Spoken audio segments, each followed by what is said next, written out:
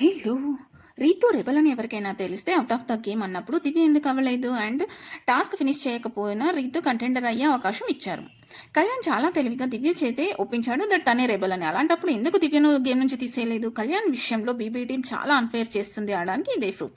ఈ క్లిప్ వేసి ఉంటే కళ్యాణ్‌కి చాలా హెల్ప్ అయ్యేది కదా! ఎపిసోడ్‌లో కళ్యాణ్ కంటెంట్ అస్సలు ఉండట్లేదు అనేది అందరూ ఫీల్ అవుతున్నారు. అయినా సేమ్ ఇప్పటి వరకు కళ్యాణ్ కావాల్సినంత అప్రిషియేషన్ ఎప్పుడూ రాలేదు. ఎంత బాగా గేమ్స్ ఆడినా తనకు పాజిటివ్ అయ్యే కంటెంట్ ఉన్నా అది ఎపిసోడ్‌లో రావడం లేదు. దానికి రీజన్ తన గురించి తాను స్టాండ్ తీసుకోకపోవడమేనా? ఇమాన్యుయల్‌తో కలిసి ఆడిన గేమ్స్ అప్పుడు తనకి అప్రిషియేషన్ రాలేదు. తనుజాతో కలిసి లీడర్ బోర్డ్ గేమ్స్ ఆడినప్పుడు తనకంత అప్రిషియేషన్ రాలేదు.